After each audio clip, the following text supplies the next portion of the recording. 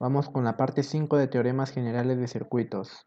En esta ocasión vamos a ver el teorema de máxima transferencia de potencia, pero como ustedes sabrán, en este contenido del canal van a poder encontrar las demás explicación de los teoremas con los respectivos ejercicios resueltos. Sin más, vamos a continuar con la teoría. ¿Qué nos dice este teorema? Nos dice que se puede determinar el valor de las impedancias de carga que dan lugar a la transferencia de un máximo de potencia entre los terminales de un circuito activo. Pero para nosotros poder entender esto de una mejor manera, vamos a ver ciertos casos especiales. Aquí, por ejemplo, nos dicen, se considera una combinación en serie de una fuente y una impedancia compleja fija, suministrando potencia a una carga formada por una resistencia variable o una impedancia compleja también variable. ¿Qué quiere decir esto? Que vamos a encontrar algunos casos, específicamente tres. Vamos a ver, cuando tenemos una carga y una resistencia variable, y su forma general en la que le vamos a encontrar será de esta manera, con la resistencia variable RL. También un segundo caso que nos dice que va a tener una carga, una impedancia ZL con una resistencia y una reactancia variable, ¿verdad? ¿Qué quiere decir? Que ahora ya no solamente hay una resistencia, sino también vamos a tener pues una reactancia, ya sea capacitiva o de otra forma también. Entonces, ese sería nuestro segundo caso. En nuestro tercer caso sería una carga con una impedancia ZL con resistencia variable y una carga fija. Recordemos que aquí las dos son variables, pero acá lo único que va a variar es una resistencia, pero ojo, sigue siendo parte de una misma impedancia. Vamos a encargar de ver caso por caso y a cada caso le vamos a dar un video. En este video vamos a ver el caso número 1, que nos dice resistencia variable RL. ¿Cómo así? Vamos a ver allá. Entonces, tenemos nuevamente esta gráfica. ¿Qué nos dice? Si nosotros analizamos la gráfica así como está, para poder nosotros encontrar la potencia, nosotros tenemos que analizar parte por parte. Vamos viendo a qué es igual la intensidad. Si nosotros vemos aquí la intensidad es igual al Z de G o al Z del generador, la impedancia del generador, y también está el RL, ¿verdad? Entonces, ¿cómo lo vemos en nuestra gráfica en nuestra ecuación de la intensidad? Sería el voltaje del generador sobre la impedancia de G más RL, ¿verdad? ¿Y quién es la impedancia de G? Es R de G más JXG más LRL. Aquí ya lo tenemos ordenado. ¿Y qué más tenemos que saber? Que aquí cuando nos habla de máxima potencia, vamos a trabajar con módulos. Sí, es con los módulos. Ahora, por ejemplo, aquí vemos la parte imaginaria, pero aquí vemos ya como un módulo, es decir, como su parte ya numérica, sin ángulo, sin nada. Así como lo vemos, por eso va a ir con la raíz cuadrada abajo. Entonces, si yo quiero encontrar mi potencia, ¿a qué va a ser igual? Pues la fórmula general de la potencia es igual a la intensidad al cuadrado por la resistencia variable, ¿verdad? Entonces, si yo reemplazo los parámetros que tengo acá, mi potencia es igual al voltaje del generador al cuadrado por la resistencia variable sobre, pues los datos que vemos acá, como están al cuadrado, se va la raíz cuadrada y solamente quedaría lo de adentro. Quedaría RG más RL al cuadrado más X cuadrado G, ¿verdad? Pero ¿esa sería mi potencia máxima? Pues no, para nosotros encontrar nuestra potencia máxima tenemos que primero derivar. Sí, vamos a derivar esta potencia, pero ¿con respecto a quién?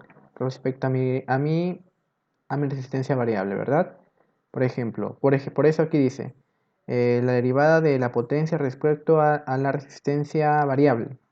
Entonces nosotros procedemos a derivar y después de hallar y de resolver toda la ecuación, recordemos que esto lo tenemos que igualar a cero.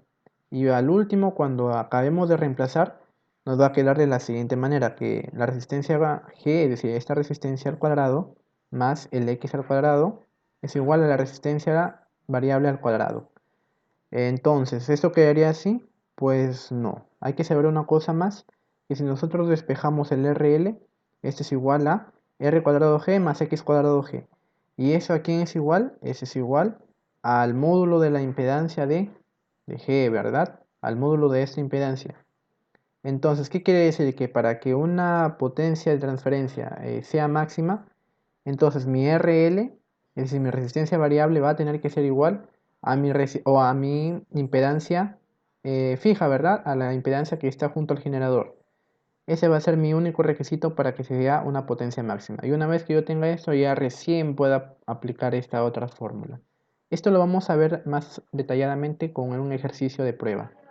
Nos dice, en el ejercicio 12.49, hallar el valor de la resistencia variable que da lugar a la transferencia de potencia máxima. Calcular el valor de la potencia máxima. Entonces, ¿qué me están pidiendo acá?